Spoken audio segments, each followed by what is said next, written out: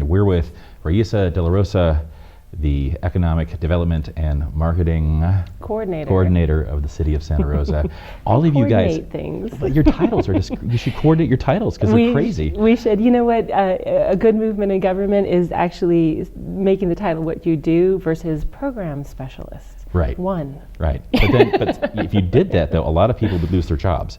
Yeah, no, I'm just kidding. or we could hire more to coordinate our titles. Right. No, that is a very interesting position, and it's a lot of responsibility, especially now that Santa Rosa has really become a destination city. Like the world is beginning to look at it. Yes. And they're looking. Thank you very much. Yeah. And is it your fault? Is it your work that has brought the eyes of the world? One of many. But I will say that this last marketing campaign, which is the outheresr.com, outheresr.com. Yeah. But the out there in the middle of everything, it's interesting, that shifted how we were marketing Santa Rosa. And about 8 years ago, so I've been with the city about 10 years. Yeah. About 8 years ago, we did this brand exercise with the Chamber of Commerce and the Visit Santa Rosa. And I was new to Santa Rosa at the time, and I heard people call it Santa Rosa No Goza. I was like, wait, what? Like, how can there be no local pride here? People from here weren't really loving it. And so it's an interesting place to be from then when it was the first blush at looking at how are we talking about ourselves. Right. Also being new here, so I worked for the city of Oakland and I'm from San Francisco, and being like, how can you not see this incredible beauty that you live in and this wealth of culture, to now where we can do something credibly like the Out There campaign. Oh yeah, great campaign, by the way. Thank you. And I do believe that was a significant sea change. Like I think Santa was like, oh, that's right, we're badass. We are. Right? Where did you work in Oakland? I worked for the city of Oakland, and I ran the cultural funding program there for about 5 years. That's great. I lived in Rockridge before I moved here. I was in Temescal. Really? Oh, God, I loved Oakland. I really miss it. But I get some of that Oakland vibe is here. Like in SoFa, I feel that same kind of architecture even. Well, that's the thing that was amazing to me, is that so many people like me were moving up from Oakland, from San Francisco. I mean, it's pretty porous when you're looking at a certain, I don't know if it's an age group or what, but I mean, a number of people go it's distinctly back and demographic. Back and forth. Yeah. So I think about, like, say, Bud Snow, who's in Oakland right now. That type of person coming back and forth, and there is more and more people. As we could not afford housing down there, as maybe there was a personal change. Maybe you want to have kids. It's really difficult in San Francisco and Oakland. Well, not that difficult, but those people are here, and for a long time, I felt they were sort of more doing things in their backyard and doing things at friends' houses and doing things in places where it was a little bit less seen.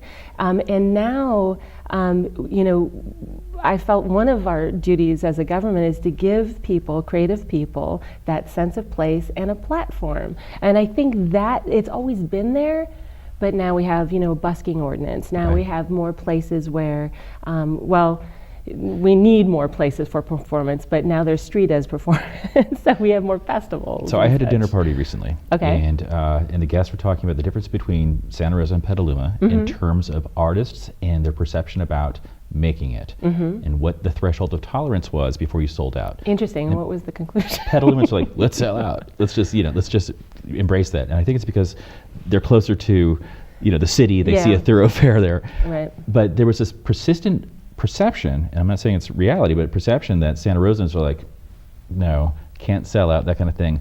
And I don't believe that's true anymore. I think there was a generation, I think Gen X really screwed itself over here, and they've checked out, but the younger guys, the millennials and stuff, are really seizing the possibilities of Santa Rosa. I think they're seeing that art is a business. I think that they are seeing the value of it, and I think that they're demanding it. I mean, when I was in art school, it was sort of, Where did you go to art school? San Francisco Art Institute. Oh, right on. Yeah. But there were certain people who valued their art for being in art school, some who overvalued it, and some who were just so modest, where it was like, Which one were you out of the three? Well, I was in film, so. I was going to say, it's a fourth category, city government. Exactly. Well, truly, I realized, I guess, through art school, there is an art to administration, and that's my wheelhouse there. I actually love the art of numbers. I love the art of making things possible for other people. So, I think it was easier for me, and I got into grant making. Right. So I like enabling. Yeah, no, things. it's a great life. It's very satisfying, I'm sure. Yeah. It's a great life. Yeah. I ran a theater for a while, and I'll tell you what, it's way nicer to give money than to constantly ask for money. Running a nonprofit, you know that. Oh, yeah. No, I'm asking you guys for money all the time. That's the funny part. Yeah. And that's what I want to talk about next. Okay. Did you bring the checkbook? Because it's in my office. Yeah. Just give me a call. Yeah. But do you have people? Do you have artists or organizations asking you specifically in your department for money? Absolutely, and this is something that's great about economic development. So one of the you things can say no. Yeah. Well, no, truly, we can say no. Well, anybody can say no. I mean, one of the things, though, I will say that's beneficial is from having come from a nonprofit background. It's beneficial to know what it is and what you need to put together for your organization, or even as an individual artist, in order to present, to make it a reasonable ask. And so I can say, it's easy for me to tell somebody, what, you're not at the level at which we would give you money yet, but here's what you need to do. And here's sort of the area I would look at or whatever. But then also, having been a grant maker, it also gives me more of that organizational background to be able to look at, P&Ls and Are there P&Ls for arts organizations? I figured it's all L, right? Yeah. Well, you want it to sort of even out. You want good balance sheets. You want to see some level of sustainability and accountability. So that puts me in a good position here, but not just for nonprofits, actually, just for business in general, I think. I totally forgotten your question, but do people ask me? How do you handle the ask? Because I'm sure it happens. Yeah, so within government, what is nice is that there are systems in place. So we do have an Art in Public Places program. We also have a community, what is it called? It's a community grants program. I think mostly events go there. So, it's easy for me to say, okay, you can go into these places. But where economic development enters the picture is in sort of seeding maybe a cultural shift. And so that's where we can say, well, it's not so much a grant, but, we'll sponsor, say, Josh Windmiller's Redwood Square Music Festival. So that, to me, is something that's very interesting because, one, he has himself a good little organization. He is not asking for full ride from the city. He knows what his ask is, but we can also see what his plan is, and we can also see how that's changing some of the cultural expectations, I guess, in the city, and that shift, and that's interesting. And it's interesting as well from an economic development perspective what it does to whatever area they're going into.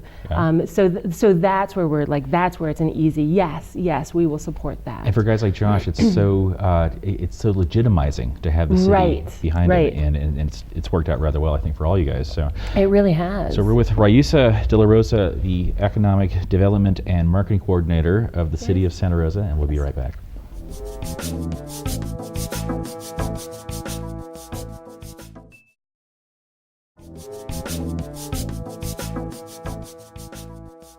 And we're back with Raissa De La Rosa, an Economic Development and Marketing Coordinator, Economic Development and Marketing Coordinator with the City of Santa Rosa. We were talking about, in the last segment, we're talking about how you guys can actively contribute to the cultural conditions and sort of the evolution of local culture by working with individual artists or groups, and which is very exciting. And we're talking a bit about the legitimizing factor that comes with that. So when a guy like Josh Windmiller or others do something and the city's behind them, that transmits to everyone that the city cares. Yes. Right? What does the city not care about with the arts? Oh. I mean, do we ever have any like sort of Mapplethorpe kind of style issues? Remember that back in the 80s? Like where the city's been condemned for underwriting something like the NDA did back You know what, I wouldn't remember that because I wasn't here then. But you know, it's funny, and I guess if I were asked by this administration or by this council, I would probably give the same answer I gave to the Oakland City Council. Yeah. Which is, you know, if you're asking the meaning of art, you may as well ask the meaning of birdsong, right? I think Picasso, that's a paraphrase of Picasso. Yeah, but he did have a meaning for it, which is, no, he didn't have a meaning. Okay. I was like, I was just fishing, I don't know, you tell me. Well, according to his quote, he did not have a meaning for it. The bird's like, that's not what I meant. Yeah. Really, yeah. I'm like, well, the bird had a meaning, but did Picasso know it? No, he didn't. Yeah, so I mean, the thing is, you know, for our public art, you know, it goes through a vetting process. Right. You know, and that I wouldn't necessarily agree with it or disagree with it. I may certainly have my own opinion. But you don't have community standards that say this is art, this is not. No, and suitable. How could we? Yeah. How could we? I mean, truly no, none whatsoever. And I is it one of those things? It's art. You know it when you see it, or. Well, I suppose, but I haven't seen that come up in this city in 10 years, to be honest with you. I mean, I have in other cities seen that as a question, but.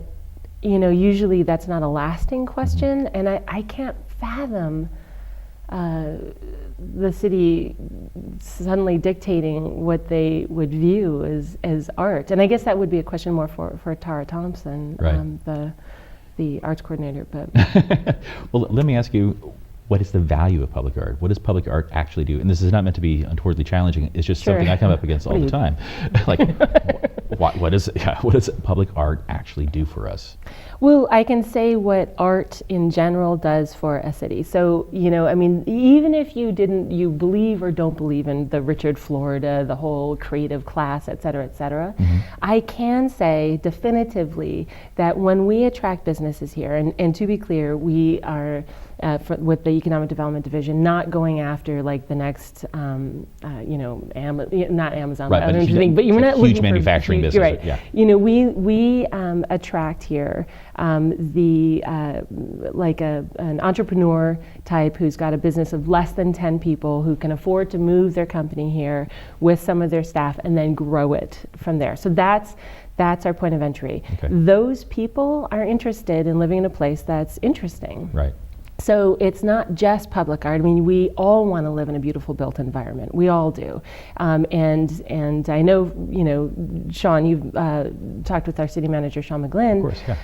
And you know, he has that same interest. Yeah. He does see it. But you don't have to have an arts background to see it, because everybody before him has seen it as well. We need to have a place that is that has a high quality of life and of interest to people. And generally those places have public art, have an art scene, have a cultural art scene in general, in addition to the public art that you see on the ground. And what I like too is not saying sculpture as public art. Right.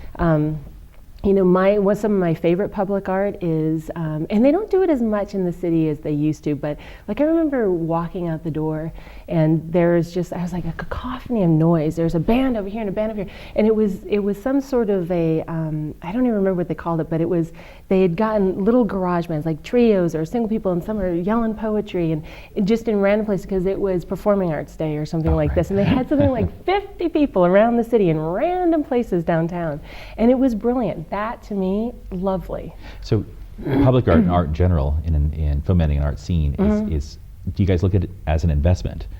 Yes. Okay. From an economic development standpoint, we do. And you're able to track that there's sort of a radial phenomenon that happens that attracts the kind of businesses and the kind of culture that foments actual business and economic development. Yeah, I mean, there are different types of economic impact analyses, and for art, sometimes it is much more difficult to say. I mean, if you're building a facility and you know what those impacts are going to be, it's going to house how many places. So you can do a standard economic analysis on the benefits of that building or non-benefits. For art, we have to trust in the residual effects of what's happening. I mean, so yes, in a theater, there's so much money being made there. Usually not a lot. But there's but other the restaurants and the this and the that. So it's difficult. It's difficult to track that in a concrete way. But there is, thankfully, I think, a trust in understanding what those. It does something, and when it's gone, you feel it immediately, and things change. Absolutely. And like I said, it changes who you attract or what you attract. It's not just businesses we're attracting a workforce. Right. We're trying to retain our workforce. People want to go where there are interesting places, to be and do things. So another part of the stool, so arts is one leg of the stool, that is the Santa Rosa phenomena, right? In terms of economic development and tourism too. I guess that would be another leg. The culinary arts, right? Culinary arts, Is that something under your purview? Yes, in that, so beer is a big thing. Beer is huge now here. Huge. Yeah. But actually, it's actually really impactful on the economy. It's actually just a huge emerging industry in general. But it's a good way of showing. It's sort of a simplistic way, I guess, of talking about culinary arts and the art of making things, because it's a good example of that sort of maker mentality that we have here, that craft mentality, that. The urban homesteader kind of thing. And so, yes, it's an economic development to a certain degree in that we definitely look at policies that enable, I think it's the Homesteader Act. So we're working with the state. It goes back that far. That is awesome. Yeah. That is really cool. Yeah, I mean, because there are... That allows you precedent to grant people licenses to make beer and that kind That's of thing. correct, in their home to start. So what's interesting to us is, again, that micro-entrepreneurial spirit. So what is that, is that legal? If not, how do we make it legal for somebody to, start selling at farmers markets, and then moving on to a brick and mortar, and then moving on to distribution. That chain, that is where we enter into that picture. And you guys have very that interesting. And you have the big picture view of how that works. Yes, and how it relates to our brand, not only as, in Sonoma County, because we're known as an agricultural place, but specific to Santa Rosa, that urban edge to it is super interesting, and it's our point of differentiation in Santa Rosa compared to the smaller the rest of the county. The rest of the county. Yeah. Well, let's come back to that in a second. Is Santa Rosa actually a big city? Are we a big city yet? So don't tell me yet. With Raissa De La Rosa, the Economic Development and Marketing Coordinator of the City of Santa Rosa. We'll be right back.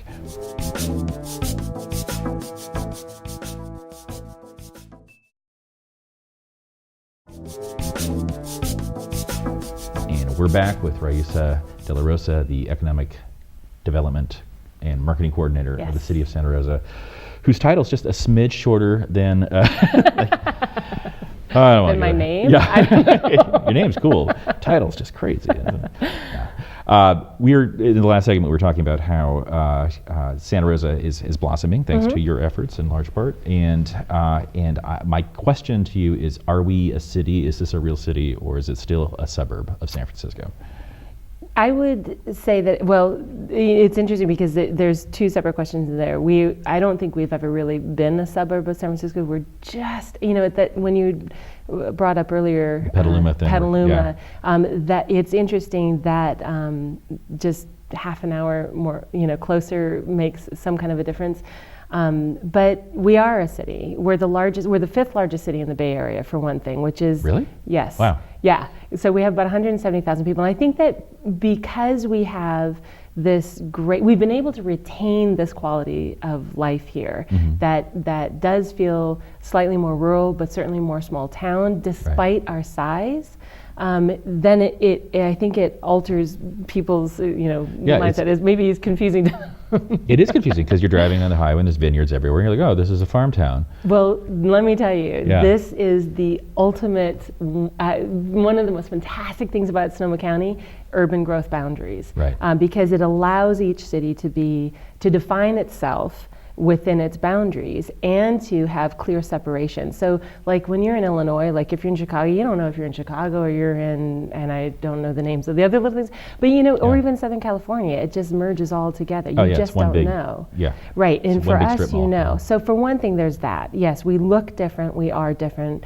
Fifth largest city in the Bay Area, but we're also the largest city, between San Francisco and Portland. And we were just talking about Portland. We are a big city. We have big city problems. We have big city issues. And we've been the big city in Sonoma County incrementally for a long time. Is it too much for us to have the county seat and be a big city unto ourselves? I mean, is that...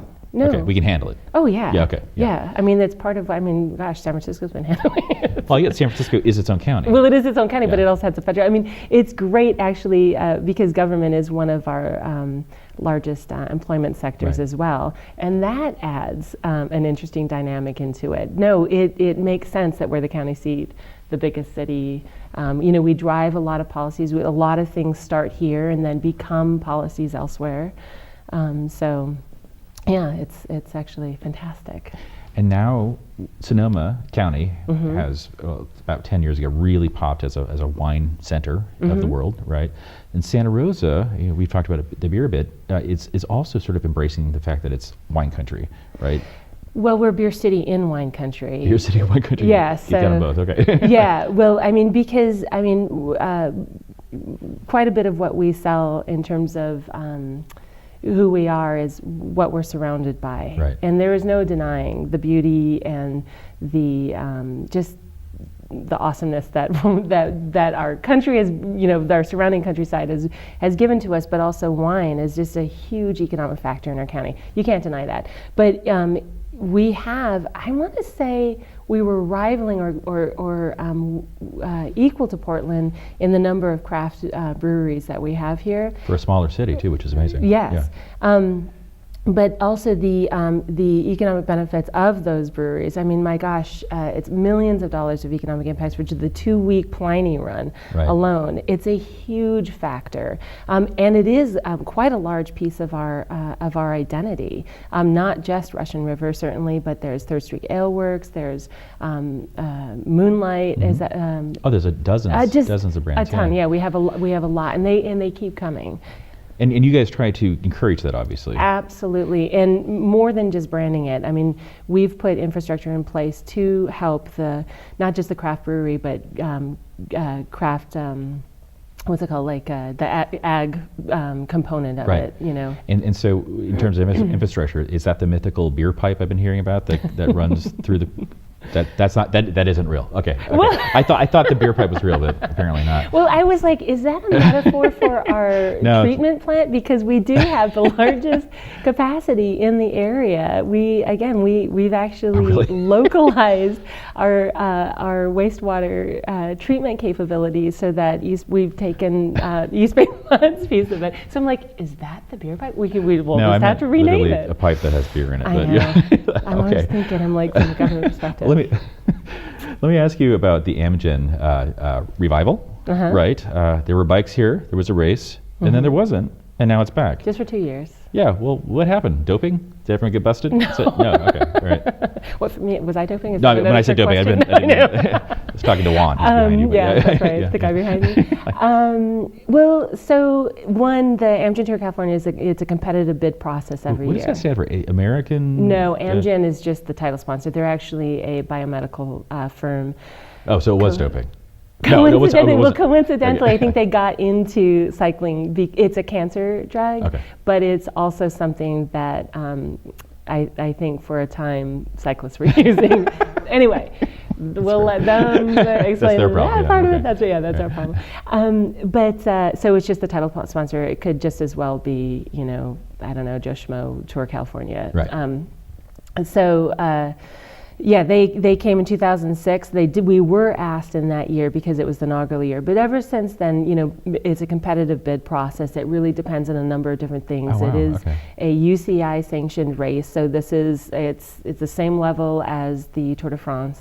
Yeah. And it just so happens because, and no lie, Yeah. we do it the best. They keep wanting to come back. But after we did the overall start in 2012, and we really redefined what that overall start was, because it was the first time that the tour started and stopped in one stage in one place. Right. And now they've carried that tradition on. And then the next year, for the first time ever, they reversed it so that we could be the end stage.